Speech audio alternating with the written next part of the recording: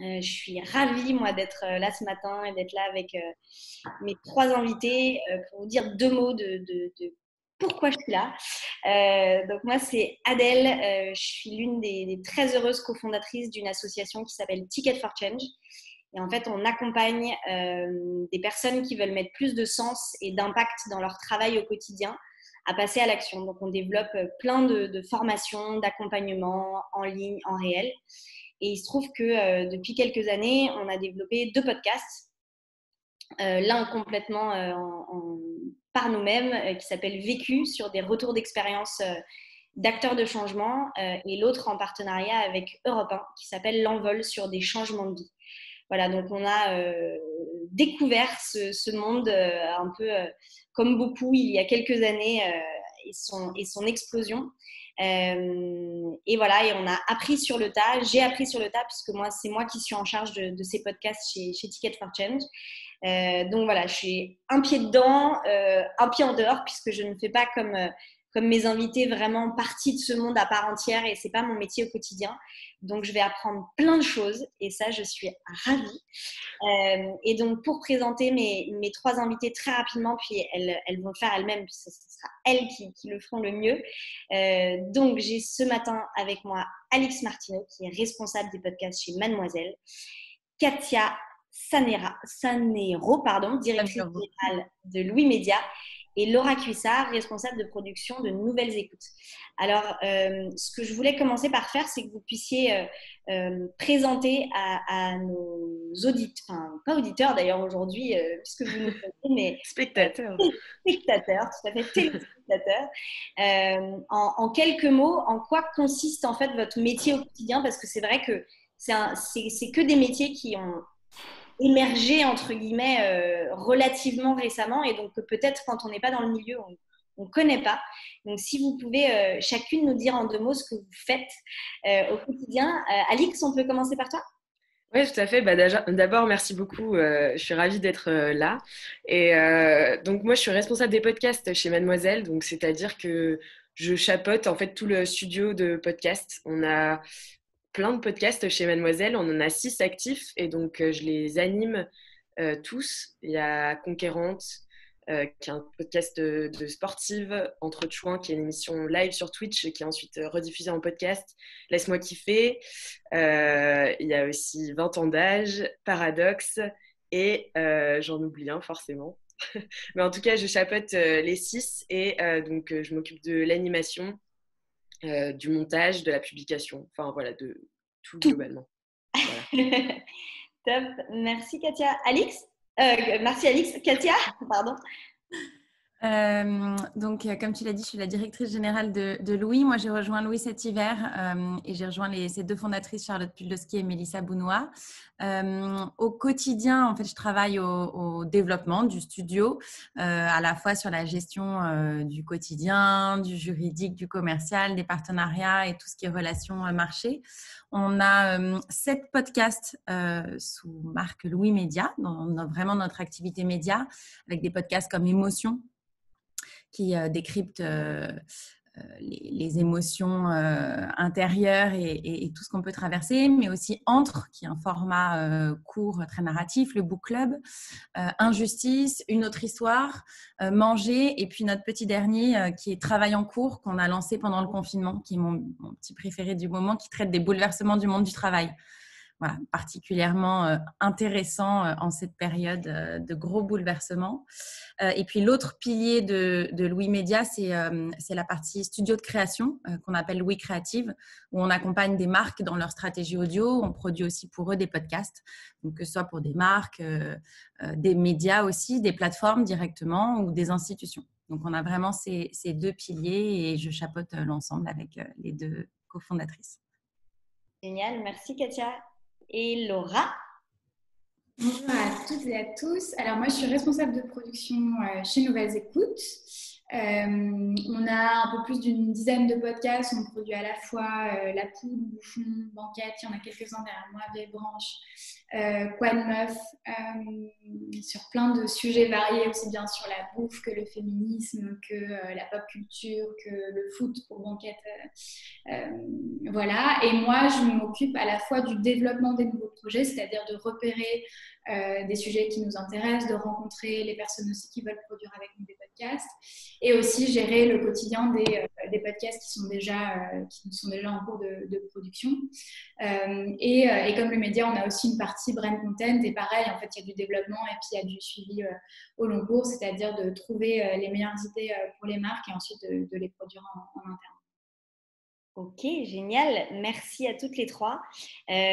Pour les personnes qui nous ont rejointes, n'hésitez pas, je l'ai dit au tout départ, à poser vos questions. Il y a dans le chat ou dans cette nouvelle fonctionnalité de Zoom que je ne connaissais pas, qui s'appelle questions-réponses. En tout cas, on verra ce que vous écrivez parce que c'est ce qu'on disait, nous, c'est étrange parce qu'on ne vous voit pas. Donc voilà, ça nous permettra de garder le lien avec vous. Et donc, voilà, c'est une bonne transition avec le sujet d'aujourd'hui, le lien passionnel entre le podcast et son public. Alors, comme moi, j'ai fait des études littéraires, j'ai le réflexe pour préparer cette conférence. Je suis allée voir l'étymologie des mots. Voilà, je pars toujours de là. Et je suis allée voir d'où ça venait le mot passion. Et alors, le mot passion, petite page culture, ça vient du latin passio qui signifie souffrance. Donc, historiquement, c'est un mot, mais en fait, qui a été utilisé beaucoup pour désigner la période de souffrance du Christ avec le P majuscule, d'où le film La Passion du Christ. Et c'est vrai qu'on associe beaucoup à la passion des mots assez violents, une passion dévorante, une passion aveugle. On dit beaucoup, il faut vaincre ses passions, ou alors on succombe à ses passions. Donc il y a un peu ce sens un peu paradoxal de passion, où on a presque l'impression qu'on subit une passion, et donc on n'y peut rien. Et donc je voulais commencer cet échange par une question peut-être un peu provoque. Mais justement, est-ce que vous pensez qu'un auditeur, en fait, quand il écoute un podcast, qu'il est passif, et que justement ce lien, ce lien passionnel, il est inégal puisque c'est quelque chose de subi. Est-ce qu'il y en a une qui veut se lancer sur cette question? Je peux commencer si vous voulez. Alors moi justement, je trouve que la particularité du podcast par rapport à beaucoup d'autres médias, c'est que le podcast, ce n'est pas un média subi parce que déjà, dès le démarrage de la consommation, on est sur une consommation choisie. Contrairement à une vidéo qui nous arrive sur Facebook quand on scrolle ou quand on allume la télé, le podcast, ça commence par une démarche. On choisit l'émission, on va sur une plateforme, voire même on s'abonne, on sélectionne un podcast. C'est ce qui donne le ton, en fait, dès le départ de la relation. Très engagée. Après, évidemment, il y a toujours un déséquilibre qui existe entre la personne qui raconte et qui donc forcément a la maîtrise de l'histoire, du montage, des personnages, et celui qui reçoit. Mais justement, nous, on compare souvent le podcast à la littérature, à la lecture. On n'est pas passif. On a par exemple notre imagination qui travaille beaucoup quand on écoute un podcast, puisqu'on n'a pas des images qui nous sont imposées, on se projette, l'esprit travaille vachement. Ça contribue en fait à l'histoire comme avec des livres par rapport à la vidéo. Et c'est vrai que nous, chez Louis, on considère qu'on a une vraie responsabilité par rapport à tout ça. On est un studio de journalistes essentiellement, et les deux fondatrices sont journalistes. Et donc, on fait très attention au quotidien à toutes ces problématiques d'éthique, de respect du temps des gens. Ils sont là, ils nous écoutent, ils nous donnent 20-30 minutes de leur temps. Il faut qu'on leur raconte quelque chose qui a de la valeur. On ne peut pas raconter des histoires gratuites. Ils nous font confiance. Donc, on travaille ce qu'on appelle le contrat d'écoute pour conserver cette confiance-là avec eux.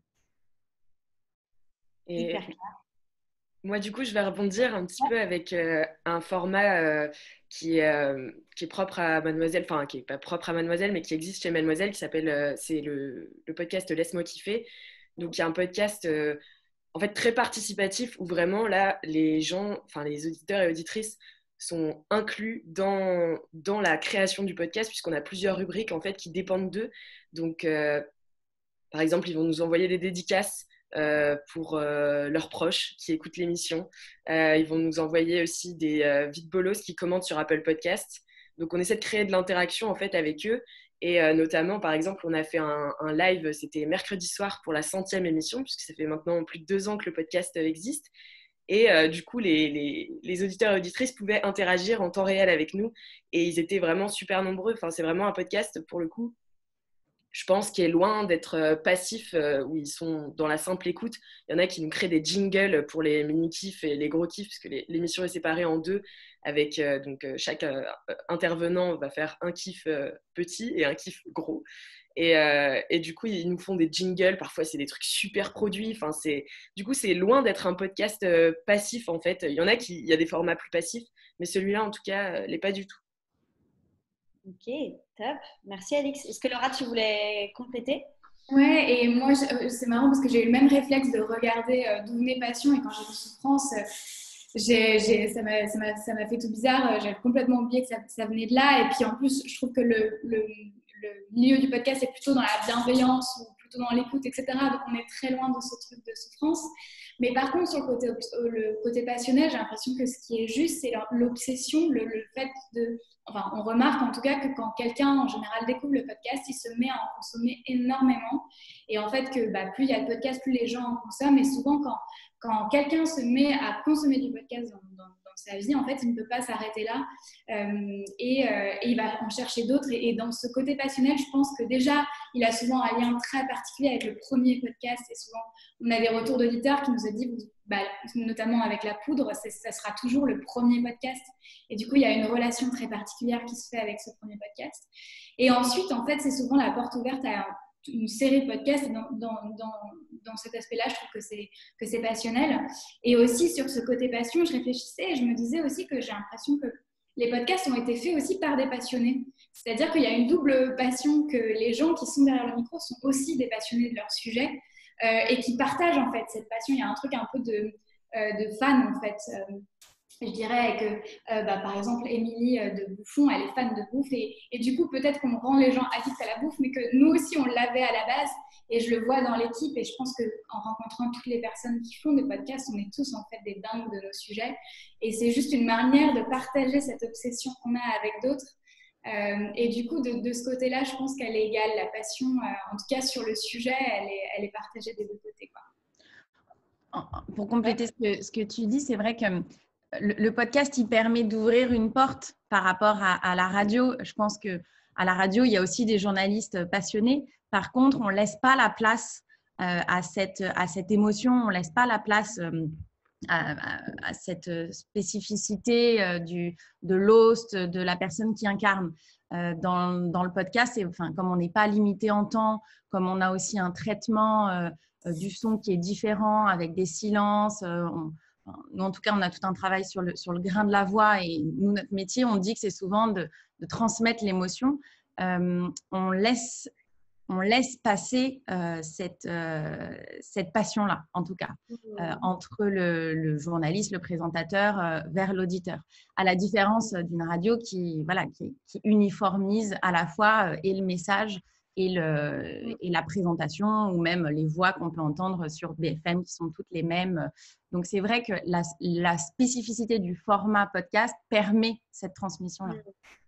Super intéressant. Bon, donc, on est rassurés, il n'y a pas de souffrance à écouter un podcast. Par contre, une certaine forme d'addiction, ça, d'un côté comme de l'autre, des créateurs comme du public, c'est acté. Je rebondis juste sur ce que tu disais tout à l'heure, Katia, parce qu'on a une question qui rebondit là-dessus. Tu parlais du lien entre le podcast et le livre et la littérature. Et il y a une question, c'est est-ce que vous pensez que le podcast pourrait remplacer les livres, notamment pour les adolescents réfractaires à la lecture? Et est-ce que vous en avez peut-être aussi des jeunes, des adolescents? Vous avez des histoires de jeunes qui vous suivent? Moi, en tout cas, chez Mademoiselle, notre audience est assez jeune, en fait. On vise les 15-25. Donc finalement, c'est plutôt ça. Et notamment, je vais beaucoup parler de Laisse-moi kiffer dans cette conférence parce que je trouve que ça va vachement bien avec le thème de la passion. Et en fait, dans Laisse-moi kiffer, notamment, on va recommander donc des livres, des films, des choses qu'on fait dans la vie de tous les jours. Et du coup, comme ça vient un peu du cœur et que, comme disaient les autres intervenantes, c'est de la passion, on est passionné par ce qu'on raconte. En fait, ça encourage les gens à aller voir un film ou lire un livre. Et j'ai eu beaucoup, enfin, nous on communique aussi beaucoup par Instagram, enfin voilà, les auditeurs et auditrices nous envoient beaucoup de messages. Donc j'ai beaucoup d'histoires de gens qui viennent me voir et me dire ouais, je suis allée voir ce film, c'était génial, j'ai lu ce bouquin, c'était ouf, merci d'en avoir parlé, parce qu'en fait il y a un lien de confiance aussi qui s'acquiert grâce à la voix, qui est un moyen ultra intime en fait d'entrer chez les gens, enfin dans l'oreille des gens en tout cas, et du coup ce lien de confiance permet de recommander des trucs de manière super forte.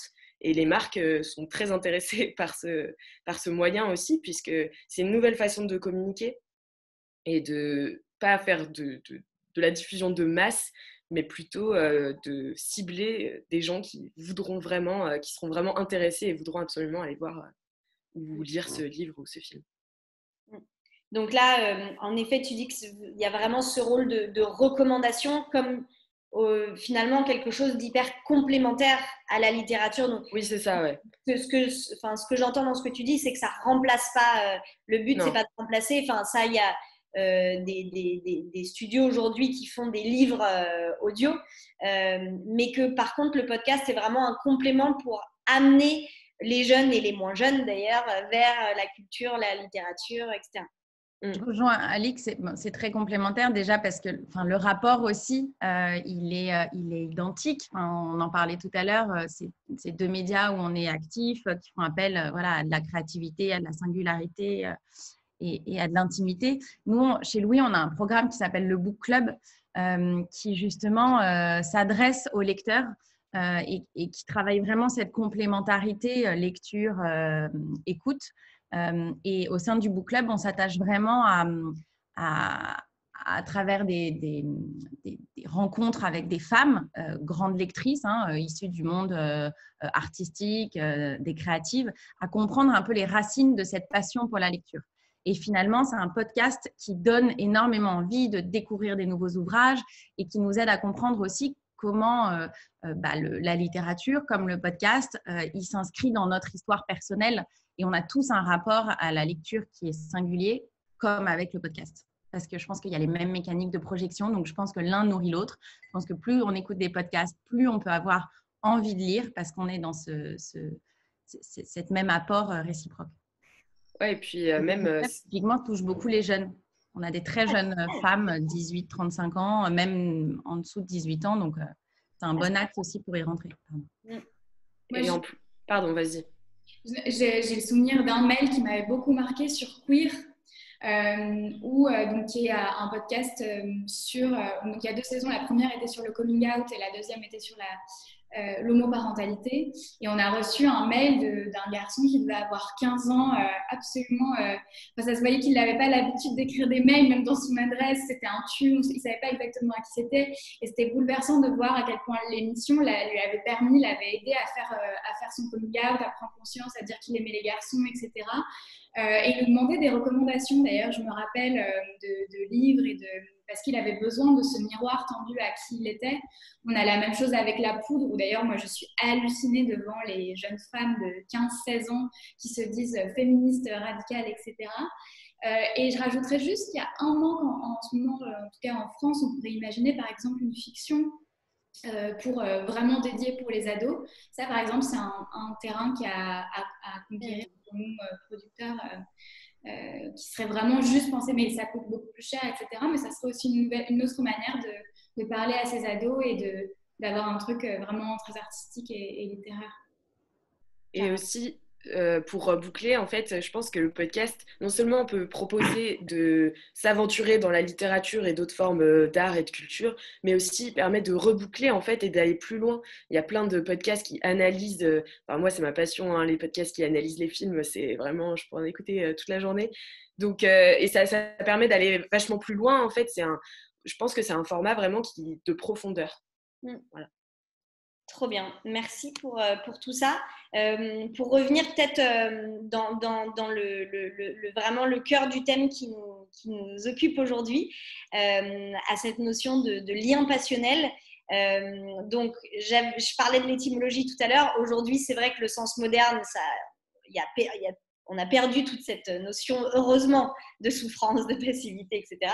Et donc, on est en effet sur cette notion plus de passion qui est un goût très prononcé, irrésistible et souvent amoureux, avec cette notion, et vous l'avez dit chacune à plusieurs reprises, cette notion d'intime et cette notion presque de sensualité. Moi, il y a un terme que j'ai appris il y a quelques années qui était ASMR. Ça veut dire Autonomous Sensory Meridian Response. En gros, c'est réponse autonome sensorielle. Et c'est en fait une sensation, un style qui décrit les sensations très agréables, qui sont non sexuelles, hein, mais très très agréables qu'on a quand il y a des gens qui chuchotent des choses, quand on a des stimulus en fait, soit auditifs, soit visuels. Et alors, je vous invite à aller voir, je ne sais pas si vous connaissez, mais sur YouTube, il y a des vidéos entières de gens qui chuchotent ou qui froissent des papiers. C'est un truc, en fait, c'est un vrai secteur, hein, la SMR. Et donc, je voulais vous poser un peu une question là-dessus, parce qu'il y a des podcasts qui peuvent jouer à fond sur ça. Est-ce que c'est quelque chose que vous recherchez consciemment dans la création de vos podcasts, ce travail sur la voix, l'ambiance, la création d'une sensorialité, voire d'une sensualité pour créer ce lien passionnel? Est-ce qu'il y en a une qui veut se lancer?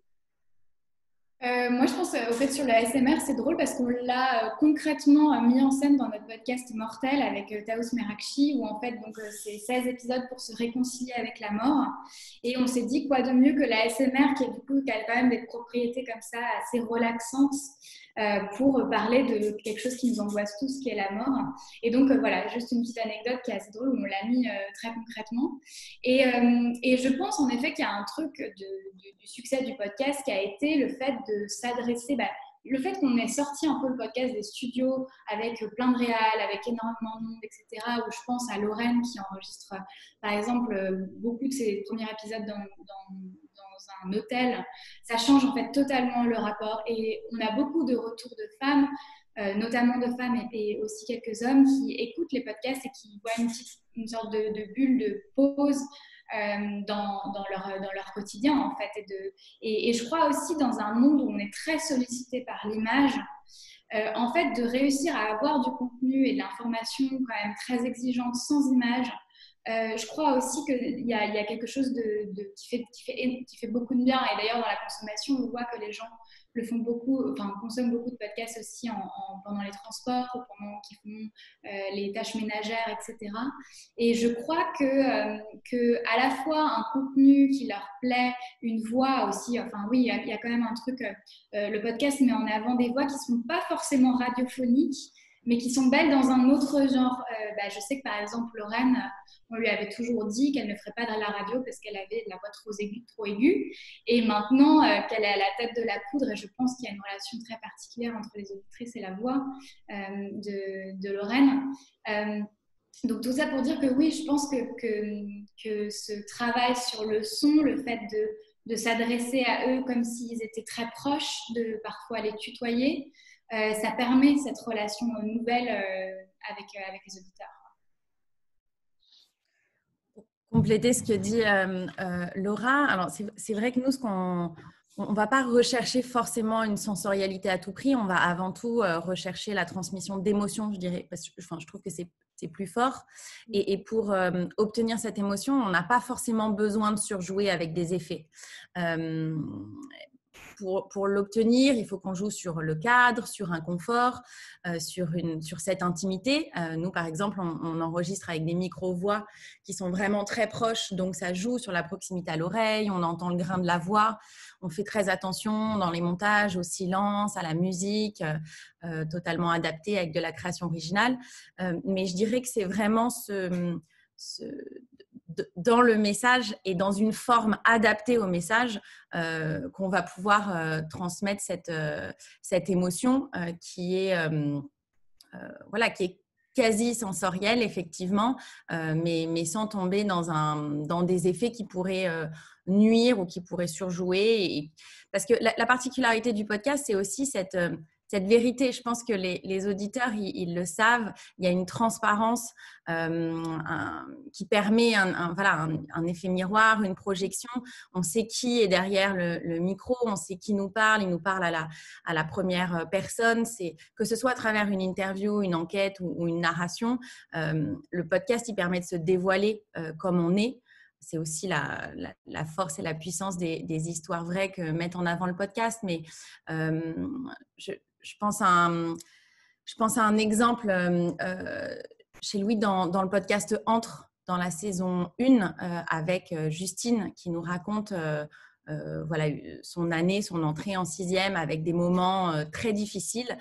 Elle nous le raconte avec beaucoup d'honnêteté, avec beaucoup de maladresse et d'erreurs parfois. C'est un podcast qui est finalement assez brut. Je trouve que c'est à travers vraiment ces erreurs, ces maladresses, qu'on se projette à sa place et qu'on arrive à s'identifier à elle. Parce qu'on est dans une espèce d'universalité des émotions. C'est pas forcément en mettant tout un tas de musique ou d'effets. Encore une fois, c'est vraiment avec cette honnêteté, cette transparence qu'on arrive à s'identifier. Ouais, je suis assez d'accord. Chez Mademoiselle, on travaille pas trop ce truc de, je sais pas, de sensualité. En tout cas, c'est beaucoup de podcasts, soit qui sont drôles, soit c'est des podcasts d'interview. Donc, je sais pas, c'est assez naturel, c'est assez instinctif. Le seul travail que j'ai fait, moi, un peu sur ma voix, de poser ma voix et d'apprendre, de commencer à faire cet apprentissage-là, c'était sur le podcast Paradoxe qu'on a lancé à l'occasion de la Journée internationale des droits des femmes, le 8 mars, qui est un podcast, en fait, on ne faisait pas de format court avant. Et donc, c'est juste un podcast qui raconte des histoires de gens qui ne sont pas parfaits, de femmes qui ne sont pas parfaites, et parce qu'il y a pas mal d'injonctions, de nouvelles injonctions en tout cas faites aux femmes sur il faut être une bonne féministe et une bonne écolo et une bonne... Et parfois, en fait, il y a des paradoxes qui se passent, et donc c'est un peu un podcast pour décomplexer ça. Ça se passe en 2 minutes, et en fait, c'est moi qui lis tout simplement des histoires de gens qui me les envoient. Et du coup, là, c'est un travail de comment reconstituer une histoire qui n'est pas la mienne. Et ça, c'est vraiment un truc sur lequel j'ai réfléchi, savoir comment poser ma voix, essayer de pas trop donner mes intonations aussi naturelles qui peuvent être très propres à moi-même, de façon à faire un truc assez neutre pour que on puisse s'identifier plus facilement. Mais sinon, dans le reste des podcasts, c'est pas très travaillé, mais justement c'est très vrai, et parfois ça passe ou ça casse, hein. Il y a des gens qui peuvent pas supporter tel ou tel intervenant dans tel podcast, et comme ils sont récurrents, du coup ils vont préférer, ils ont leur préféré quoi, donc ils vont préférer un tel, sa voix ou ses histoires, c'est assez ça dépend en fait de la sensibilité aussi des gens, et on essaie d'apporter un maximum de voix différentes aussi pour pouvoir toucher toutes les sensibilités. Yes, non, mais c'est hyper intéressant, parce que c'est vrai que, puis je trouve que et on le dit souvent, hein, le podcast est un média de notre époque. En fait, ce que vous dites, c'est que ce qu'il y a de plus intime et de plus sensoriel et sensuel, en fait, c'est le naturel. Et en fait, je trouve que ça correspond aussi bien à notre époque, où je pense qu'avant, on pouvait dire, pour être sensuel, il faut faire des chichis, il faut, si je file la métaphore, avoir de la dentelle et de je sais pas quoi, et qu'en fait, aujourd'hui, on est peut-être dans un truc de... On se débarrasse de tout ça, et en fait, c'est là qu'on découvre le vrai intime qui se débarrasse un peu de ces apparats. Et c'est vrai que le podcast est assez symbolique de ce nouveau type de relation, de lien. C'est dur d'obtenir cette vérité, entre guillemets, à l'heure où tout le monde se met en scène sur les réseaux sociaux, a aussi un discours un peu préfabriqué. Parfois, il faut des heures d'entretien et d'interview pour vraiment trouver la substance et le cœur et justement l'émotion qui se dégage. Donc, c'est pas forcément moins de travail. Nous, par exemple, chez Louis, on fait ensuite pas mal de montage pour garder vraiment l'essence. Mais par exemple, je prends le cadre du podcast de Mathieu Stéphanie, il fait des interviews de 2-3 heures, il se lâche complètement sans montage, lui. Mais il me disait que c'était aussi parce que c'était le temps nécessaire à la personne pour se confier et pour arriver à dégager autre chose que ce discours préfabriqué. Donc, chacun, on le fait avec notre format, nos spécificités et notre savoir-faire. Mais je pense qu'effectivement, ce qui guide aujourd'hui les podcasts, c'est cette recherche. Ouais. Oui, c'est un naturel paradoxal parce que très travaillé en fait derrière. Mais ouais, pareil, chez Mademoiselle, on fait très peu en tout cas de ce qui est les podcasts d'interview, donc notamment Conquérante, 20 ans d'âge, même le Boys Club, c'est des podcasts qui ont très peu de coupes. On a des coupes un peu évidentes pendant l'interview, mais en fait, et les silences sont ultra intéressants. Et t'en parlais tout à l'heure, Katia. Moi, dans les interviews, c'est pas ce que je préfère, mais c'est un truc super fort, je trouve, dans une interview, une question qui désarçonne, quoi. Je trouve ça tellement intéressant. Donc, c'est ça aussi, chez nous, on fait un peu moins de montage, aussi parce que je suis toute seule, en tout cas pour l'instant, mais ouais, voilà, c'est aussi une volonté de naturel, beaucoup. Et je finirai avec une dernière idée là-dessus. Je pense aussi, plutôt que le son et la sensualité, c'est le ton. Et c'est que le podcast a aussi mis au micro des gens qui ne s'exprimaient pas avant même ce ton journaliste qu'on parfois on moque. Ouais. Moi, je sais qu'on est très sensible à ça et que souvent, si on fait appel à un journaliste qui a fait de la radio, c'est très dur de le faire enlever, mais il faut qu'il enlève ce ton qui était justement, qui fait très radio. Et puis, au-delà des hosts, mais aussi des intervenants, de faire entendre des gens qui n'avaient pas l'habitude de s'exprimer au micro. Et ça, c'est quelque chose que les gens n'ont pas entendu et peut-être que ça les lie davantage à nous. Carrément. Vous en avez toutes parlé à différents moments de ces fameux hôtes du podcast, les personnes qui incarnent les podcasts. Vous avez parlé de Lorraine, de Charlotte.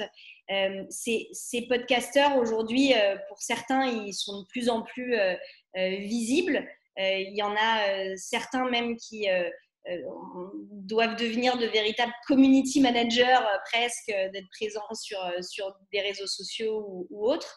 Ce que je voulais vous demander, est-ce que vous pensez que les podcasteurs vont devenir des stars adulés justement, parce qu'on dit souvent qu'il y a, voilà, quand on parlait, je sais plus, je crois que c'était toi Laura qui parlait d'obsession. On dit voilà, parfois les stars de cinéma ou autres, il y a des gens qui sont complètement obsédés par eux, qui ont des posters dans leur chambre, etc. Est-ce que vous pensez qu'il peut se créer le même type de lien et de mise sur piédestal des podcasteurs? Sur ce sujet, je pense qu'on est au cœur de notre sujet sur la passion parce qu'on a parlé du ton, etc. Mais l'incarnation, pour moi, elle est clé aussi dans la relation des auditeurs et des auditrices avec le podcast. Donc, en effet, le fait d'avoir une incarnation forte, c'est d'ailleurs une des recettes de tous nos podcasts. On choisit toujours avec beaucoup de soin la personne et elle se met en scène, elle raconte sa vie, etc. Pour le côté star de cinéma, je ne pense pas et je n'espère pas.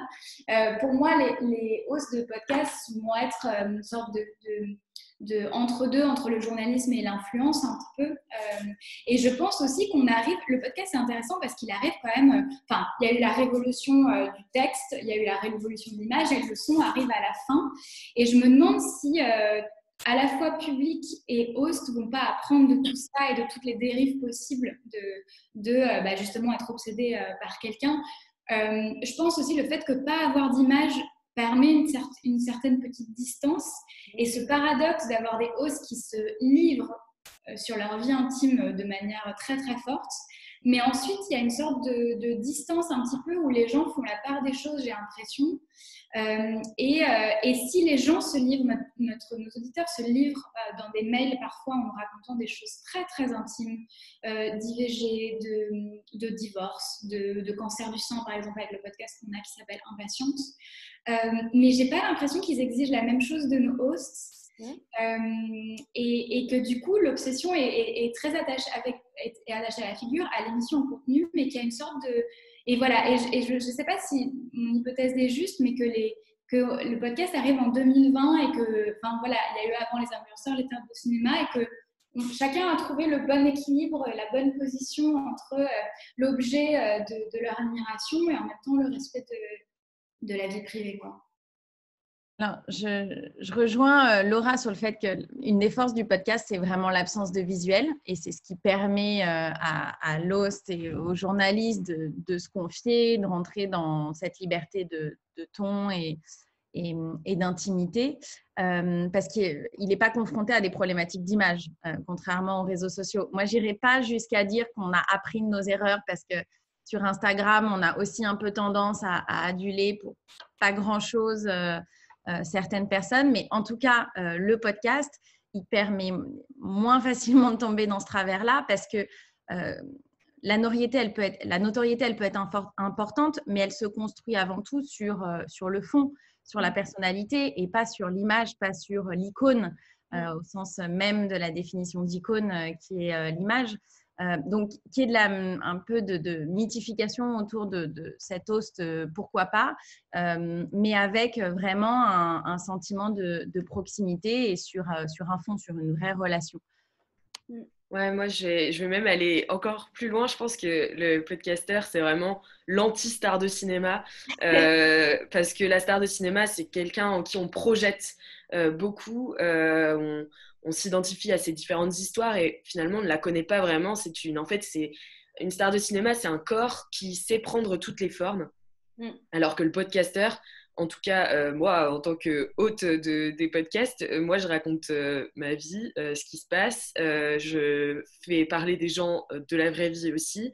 Et en fait, du coup, mais c'était marrant parce qu'au début, moi, j'ai vécu un peu ça où je suis arrivée chez Mademoiselle et tout d'un coup, des gens m'écrivent pour me parler de leurs passions qui sont les mêmes que les miennes. Et puis, on commence à échanger. Et puis, c'est très bizarre de se faire connaître par des gens qu'on ne connaît pas. Et je partage mes histoires, mais voilà, quand je suis autour de la table, on est 4. Et pourtant, je les partage avec beaucoup plus de gens. Donc, c'était bizarre ce moment où on se rend compte que, ah ouais, on a une voix qui porte. Mais c'est ultra intéressant. Et je pense que c'est effectivement plus un rapport de confiance. Comme le podcast est très intime, c'est un rapport de confiance. Pareil, je reçois beaucoup de témoignages de gens qui me disent que les ont aidés, et c'est vraiment de longs mails ou de longs messages d'amour. En fait, je trouve que c'est très très bienveillant et il y a beaucoup moins d'exigences par rapport aux stars sur qui on peut projeter autre chose. Et puis, on est accessible aussi. Oui. Il y a quelque chose avec... c'est-à-dire qu'on n'a pas trop parlé, mais les réseaux sociaux, quand même, le podcast aussi, je pense que le succès, ça a été aussi l'inventivité qu'il y a eu d'être disponible sur Twitter, sur Instagram, etc. et de permettre cet échange-là au-delà des mails. Et je pense que la star du cinéma, son principe, c'est de ne pas être accessible et d'être très mystérieuse. Et là, on est à l'inverse, c'est-à-dire que Lorraine répond personnellement aux mails qu'on nous écrit. C'est la même chose pour tous les hosts de tous nos podcasts, et on est juste à côté d'eux, et donc il n'y a pas cette idéalisation, je pense. Oui, tout à fait.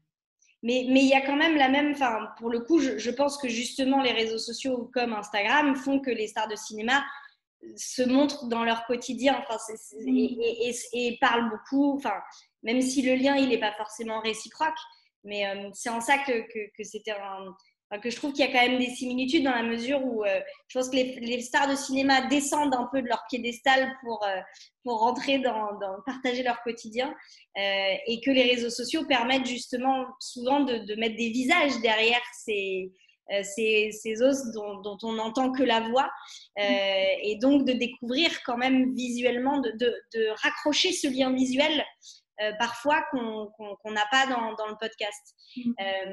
Et c'est en ça que je me disais que il y avait un moment où peut-être l'équilibre allait se faire des deux côtés, que ramener le visuel, ça aussi, ça a ses bons côtés, mais ça a aussi les travers qu'on peut avoir d'idéalisation, de vie parfaite, d'Instagram, quoi.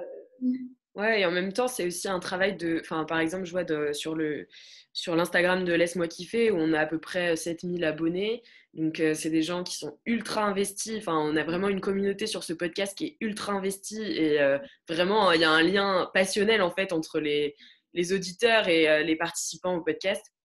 Et en fait, les photos qu'on poste sur ce compte, enfin, parfois c'est limite la honte, quoi, tellement c'est chum, quoi. Enfin, mais en même temps, et ça fait partie du truc, en fait, ça fait partie du folklore, c'est de l'inside joke aussi. Et donc, oui, on raccroche ce truc visuel, mais ça reste dans le vrai. Enfin, en tout cas, on essaie que ça reste dans le vrai. Enfin, on essaie même pas, en fait, c'est juste vrai, quoi. Mais pour revenir sur ce qu'on disait tout à l'heure, je pense vraiment que si on avait l'image, on n'aurait pas cette intimité et les journalistes ou les présentateurs ne se livreraient pas tels qu'ils le font aujourd'hui dans les podcasts. C'est bien parce qu'on enregistre sous sa couette, dans sa chambre et qu'on n'a pas ce visuel qu'on s'autorise à aller au-delà et à faire porter notre voix sur d'autres sujets et d'aller plus en profondeur sur les sujets. C'est pour ça d'ailleurs que la vidéo, voilà, ça a beau fonctionner pour du buzz ou pour des sujets comme ça très viraux. Aujourd'hui, il y a très peu de vidéos qui arrivent à aller sur des sujets de fond. Elles se comptent sur les doigts de deux mains. Alors que sur les podcasts, c'est quasiment l'apanage de la majorité. Puis il y a cette possibilité. Pardon. Il y a cette possibilité aussi d'échouer et de recommencer en podcast. Il y a du montage, enfin de chercher en fait à aller encore plus loin. Et ça, c'est ultra intéressant aussi. Et donc, pour répondre à cette question, vous avez du coup beaucoup parlé d'incarnation. Enfin, on a évidemment parlé des hosts. Est-ce que du coup, vous pensez que le lien passionnel, il peut pas être dissocié de l'incarnation, ou est-ce que vous avez déjà des exemples, que ce soit dans vos studios ou ailleurs, de podcasts qui arrivent à créer ce lien passionnel sans incarnation? Tout à fait. Nous, on en a pas mal chez Louis. C'est vrai qu'on a des hosts, mais parfois ils changent. Parfois, les journalistes, je prends le cas d'Émotion par exemple, ne sont pas les mêmes que celle qui fait les lancements. Et Émotion, pour le coup, a une communauté assez dingue, très, très investie, qui nous témoigne aussi avec beaucoup d'emails, beaucoup de retours de ce que le programme a pu leur apporter. Et c'est vrai que dans ces cas-là, la projection, on se retrouve dans les témoignages qui sont mis en avant, on se retrouve dans l'universalité de l'émotion traitée et pas forcément dans la personnalité incarnante. Et puis, chaque émission a aussi des codes, a aussi un cadre qui fait que voilà, on se fidélise et on est engagé sur du long terme. Encore une fois, moi, j'entends quand même dans le mot passion des vrais risques. Je trouve que l'engagement, c'est très important. Travailler le lien, la confiance, voilà, d'avoir une communauté très forte sur les réseaux sociaux et très engagée, c'est primordial. Mais si on tombe dans la passion, on tombe aussi dans une irrationalité et un risque de projection. Et par exemple, quand on est fan absolu d'une émission et qu'on a l'impression qu'elle nous appartient tellement on est passionné, il y a un vrai risque parce qu'on va s'attendre à ce qu'on ait tel ou tel invité, on va s'imaginer une relation avec eux, on va imaginer qu'elle est dans notre salon et si elle ne suit pas nos attentes, on a un risque de déception qui est très fort, qui peut tomber jusque dans la colère. Alors que je trouve que la force du média et des journalistes, c'est aussi cette prise de recul et c'est aussi de faire découvrir à l'auditeur, avant qu'il en ait envie, des nouvelles choses. des nouvelles paroles, des nouvelles découvertes, des nouvelles rencontres. Et donc, je pense vraiment que la fidélité et l'engagement, elle est importante parce qu'elles se font sur des valeurs communes, mais que si on tombe dans cette irrationalité, c'est néfaste pour les deux. Et c'est pour ça que nous, chez Louis, on avait aussi, comme vous tous, beaucoup de mails, beaucoup de demandes, même d'aller prendre des cafés pour aller plus loin, pour nous rencontrer. C'est pour ça qu'on a créé le club. On a créé un club Louis qu'on a lancé au début du confinement. La promesse, c'est d'aller au cœur de Louis. Et dans le cœur, on retrouve aussi bien cette promesse finalement d'amour, de relation unique, que d'aller dans les coulisses et d'avoir accès à des avant-premières, à des bonus et d'interagir avec l'équipe. Que ce soit dans des rencontres physiques, des rencontres virtuelles en ce moment. On les sollicite pour des questionnaires, on les écoute, on les entend et on est vraiment sur cette relation de soutien qui est, je trouve, beaucoup plus positive et pérenne que de la passion qui est finalement assez fugace. Moi, je trouve que quand même dans l'incarnation, il y a... Enfin, je vais prendre un exemple, une comparaison entre deux podcasts qui est assez flagrante, je pense. Donc, c'est 20 ans d'âge, qui est un podcast qui donne la parole aux gens de 20 ans. Donc, en fait, j'interviewe des gens qui ont 20 ans, qui viennent de partout, enfin voilà, ils ont 20 ans. Et qu'est-ce que ça veut dire d'avoir 20 ans en 2020 ? C'est un âge un peu compliqué entre l'adolescence et l'âge adulte. Enfin voilà, et donc on passe une demi-heure, parfois 3/4 d'heure à parler de leur vie un petit peu. C'est un podcast qui, comme tous les podcasts chez Mademoiselle, sont relayés sur le site. Et donc, il y a un visuel avec une photo de la personne qui fait l'interview. Et donc, ça apparaît un peu comme une figure de proue, quoi. Et ce podcast, c'est impressionnant le nombre de témoignages que je reçois de gens qui veulent participer. Et en fait, que ça a complètement encouragé de voir quelqu'un et aussi de poser ce visuel, même si ce n'est pas un visuel qu'on a tout du long du podcast, parce qu'on l'écoute, mais en fait, on voit aussi... On voit une photo, mais une simple photo, je pense, ça peut aider à s'identifier. Et par rapport à Paradoxe, par exemple, qui est un podcast du coup qui est anonyme, donc c'est moi qui raconte des histoires anonymes, c'est plus difficile de générer aussi de l'engouement autour de quelque chose où en fait on ne sait pas trop à qui s'identifier, même si on sait que ce sont des histoires vraies, c'est quand même un peu plus difficile, j'ai l'impression. Et pour finir, pour nous, l'incarnation est très très importante. C'est une grosse partie de mon travail de trouver la bonne personne. Donc je dirais que l'incarnation est clé chez nous. L'émission quand même dépasse, c'est-à-dire des fois on a des changements d'os, c'est en effet, mais je pense qu'il y a aussi des gens qui suivent l'émission parce que c'est cette personne et que du coup c'est très important. Et est-ce que vous pensez qu'il y a des thèmes qui s'y prêtent plus ou moins à ce lien passionnel ou des formats? Je sais que, alors moi j'en ai une expérience très personnelle puisque un de mes liens au podcast, c'est que ma grande sœur a un podcast qui s'appelle Bliss Stories sur la maternité et la grossesse. Et c'est limite si on lui demande pas de choisir les prénoms des enfants de ses auditrices, parce que c'est un thème qui est tellement intime, évidemment, c'est le thème le plus intime peut-être, la maternité. Et donc, est-ce que vous pensez que il y a des thématiques comme ça qui s'y prêtent plus, ou est-ce que justement le travail sur le format permet de rendre n'importe quel thème intime et de créer ce lien passionnel? Moi, je vois deux choses. La première, c'est que je pense qu'il y a dans les sujets, il y a quelque chose au fait que ce soit inédit. Enfin, inédit dans le sens où ça n'a jamais été, notamment pour les représentations, où je pense qu'il y a une relation très forte qui se fait quand enfin on nous tend un miroir qu'on nous avait jamais tendu nulle part. Et que là, du coup, la relation, et par exemple l'émission Bliss, il y avait vraiment cette volonté de raconter des parcours d'accouchement et de maternité qui n'avaient jamais été entendus nulle part et qu'on ne parlait pas. La poudre, à l'époque, quand c'est sorti en 2016, c'était la même chose. C'était quelque chose qu'on ne voyait, enfin, on n'avait jamais parlé de féminisme de cette manière-là en France.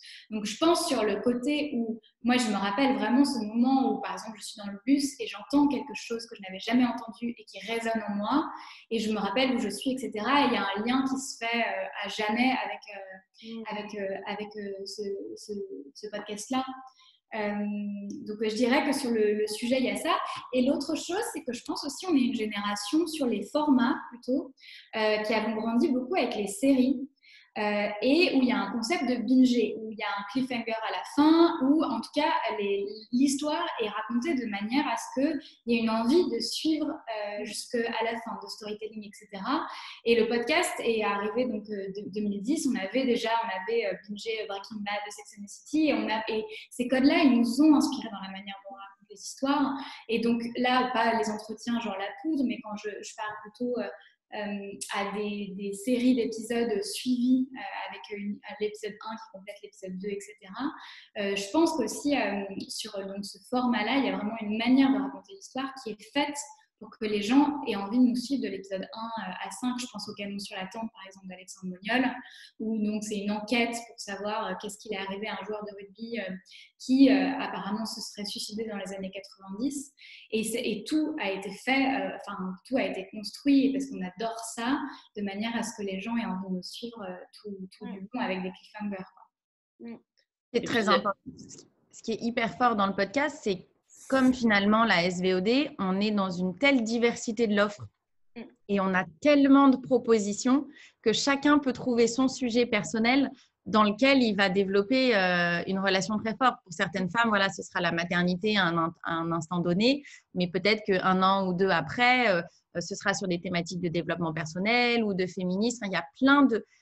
Quand on vous demande pourquoi vous regardez Netflix ou pourquoi vous regardez un podcast, il y a autant de réponses que de gens différents. Et c'est ça qui est aussi assez fabuleux et qui crée, je trouve, cet engagement et cette fidélité. Ensuite, on va en découvrir plein d'autres parce qu'on a atterri dans un monde très vaste avec des centaines de milliers de contenus passionnants. Mais c'est vrai que le premier podcast par lequel on va arriver, ce sera aussi un podcast qu'on nous aura recommandé par le bouche à oreille beaucoup. Le bouche à oreille, c'est quand même le premier vecteur de communication d'un podcast. Et ça, c'est extrêmement rare aujourd'hui dans les médias.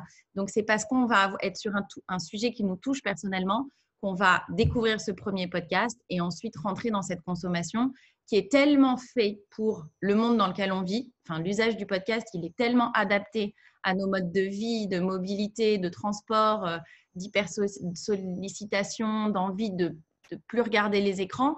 Ça nous convient tellement à cette génération qu'en fait, on devient forcément addict derrière. Et notamment chez Mademoiselle, donc, les podcasts ont commencé en 2014 ou 2015, il me semble. C'était pas encore moi qui étais chargée des podcasts, c'était Louise. Et en fait, c'est vraiment… Donc, chez Mademoiselle, il y a vraiment une communauté qui s'est créée. Donc, les Mademoiselles, c'est hyper identifié. C'est un magazine qui s'est créé en 2005 et qui rassemble en fait beaucoup. Et donc, en fait, en créant des podcasts sur Mademoiselle, c'est par là aussi qu'elles sont rentrées dans le podcast. Et donc, il y en a plein, en fait, qui m'envoient des messages en disant « j'ai commencé par Laisse-moi kiffer, j'ai commencé par tel podcast. » Et en fait, après, elles se sont ouvertes à, du coup, tous ces podcasts, parce que c'est vrai. Et comme tu disais tout à l'heure, Katia, il n'y a pas de… C'est pas comme les vidéos où on tombe dessus. En fait, un podcast, il faut aller le chercher, ou alors il y a des recommandations. Mais enfin, voilà, il y a une vraie volonté, en fait, d'aller chercher. Mais du coup, ouais, c'est assez impressionnant. Et surtout, dans Laisse-moi kiffer, je vais encore y revenir. Et tu parlais des séries tout à l'heure, Laura. Nous, c'est vraiment un peu Friends, quoi. C'est genre, beaucoup de gens pensent… nous disent qu'ils ont l'impression qu'on est leurs potes. Il y a des inside jokes qui durent depuis l'épisode 1 et donc on est au 100e et donc il faut se souvenir de tous les épisodes. Là, dans le live que j'ai fait mercredi soir, j'ai fait une sorte de jeu où je reprenais des phrases, mais juste des phrases dans les 99 derniers épisodes et les auditeurs et auditrices devaient retrouver à qui appartenaient ces phrases. Mais c'était impressionnant comment ils les connaissaient tous et en fait ils ont écouté plusieurs fois. Vraiment ce podcast, il y a plein de gens qui me disent qu'ils l'ont écouté plusieurs fois et dans des ordres différents. Enfin voilà, c'est assez fou et du coup ça rejoint un peu ce côté série bingeable et aussi re-regardable. Trop bien. Écoutez, on arrive presque au bout. J'ai l'impression qu'on s'est dit plein de choses. C'était passionnant. Peut-être simplement parce qu'il y avait une question là-dessus. Et pour finir, parce que c'est vrai que on est 4 femmes là ce matin et on a beaucoup parlé de différentes hosts qui sont des femmes. Il y avait une question là-dessus et on en parlait avant le début de ce live. Est-ce qu'aujourd'hui, les podcasts natifs sont un format plus féminin? Est-ce qu'il y a une audience plus féminine? Est-ce que vous avez juste quelques éléments là-dessus? Alors, c'est ce qu'on se disait juste avant que ça commence. Moi, je pense que la particularité du podcast, c'est qu'au moment de la création des studios et même de beaucoup de podcasts, il y avait autant d'hommes que de femmes, voire presque un peu plus de femmes, parce que c'est un territoire de défrichage. Maintenant que le podcast commence à être un média, du moins on essaye que ce soit un média à part entière, et qu'il y a une dimension business qui arrive, il y a beaucoup d'hommes qui sont arrivés, il y a beaucoup de nouveaux studios qui se créent. Donc le déséquilibre, il commence un petit peu. Après, la particularité du podcast, c'est évidemment que les premières personnes qui y sont allées, c'est ceux qu'on n'entendait pas dans le reste des médias, où ils ont trouvé un territoire d'expression naturelle. Donc, on a une diversité, même pas que hommes-femmes, mais vraiment de toutes les communautés qui sont présentes. Et ça, il faut vraiment le maintenir pour que ça reste la particularité du podcast. Et au niveau des auditeurs, quand on voit les études globales de l'écoute des podcasts, c'est censé être assez équilibré homme-femme. Il est vrai que chez Binge, c'est l'exemple que tu citais en commentaire, et chez Louis, c'est encore plus vrai parce qu'on a 80% de femmes dans nos auditeurs. On a beaucoup d'auditrices. Je pense que c'est pas tant… nous, en tout cas, on n'est pas un féminin. On ne se veut pas du tout un féminin. On s'adresse à tout le monde. Par contre, la typologie des sujets qu'on aborde, et notamment l'émotion, fait que naturellement, encore aujourd'hui, on a plus de femmes dans notre auditorat. J'espère que ça va s'inverser et que les hommes vont avoir envie aussi d'écouter ces thématiques-là. Mais je pense que chaque studio a son propre auditorat, plutôt par rapport à la typologie des contenus. Mais c'est, je pense, aussi une histoire d'éducation, puisque en fait, on a été beaucoup biberonnés aux voix des hommes. Et donc, en fait, forcément, quand des femmes parlent, en fait, les femmes vont s'identifier et les hommes ont plus de mal, j'ai l'impression, en tout cas. Enfin, moi, en tant que femme, j'ai pu m'identifier à des héros masculins. Mon frère jamais va s'identifier à un héros féminin, puisque c'est considéré comme un truc de fille, quoi. Du coup, nous, c'est pareil, on a beaucoup d'auditrices femmes. Mais ce que je trouve bien dans le podcast, c'est qu'il y a beaucoup aussi de podcasts faits par des femmes, et donc ça démocratise vachement la voix féminine. Et donc j'espère que en fait ça va aussi développer cette prise de parole qu'on a commencé bien entamée à avoir en podcast. Et je vais redire ce que j'ai dit avant entre nous quatre, mais je trouve aussi intéressant sur cette impression que c'est très féminin. Mais là, si je me mets sur le classement des podcasts plus écoutés sur Spotify, il y a le podcast de Cyprien, il y a le podcast de Flaubert, il y a Chose à savoir qui est fait par un homme, il y a Popcorn qui est fait par des hommes aussi. Donc évidemment, il y a aussi des podcasts faits par des femmes dans ce top-là, mais je pense qu'il y a un podcast aussi très masculin qui a une audience, mais que peut-être qu'elles ne sont pas connectées, quoi. On est à des mondes un peu… Et comme tu disais, Alix, qu'en effet, un contenu animé par une femme, et les hommes vont se dire c'est pas pour moi, parce que c'est pas neutre comme un homme. Bon, j'espère que cette heure passée ensemble va donner envie à des hommes d'écouter des podcasts de femmes et à des femmes d'écouter des podcasts d'hommes, et surtout à tout le monde de découvrir ou redécouvrir les beaux podcasts qu'il y a dans tous vos studios. Merci infiniment à toutes les trois d'avoir passé cette heure avec nous, et merci à tous ceux qui nous ont suivis. Et puis voilà, je crois qu'il y a plein d'autres échanges de ce type prévus par Grande Contrôle. Donc voilà, j'espère qu'on se retrouvera dans le public ou en animateur ou en participant à un prochain. Voilà. Salut tout le monde. Merci beaucoup. Merci. Au revoir. Merci. Au revoir.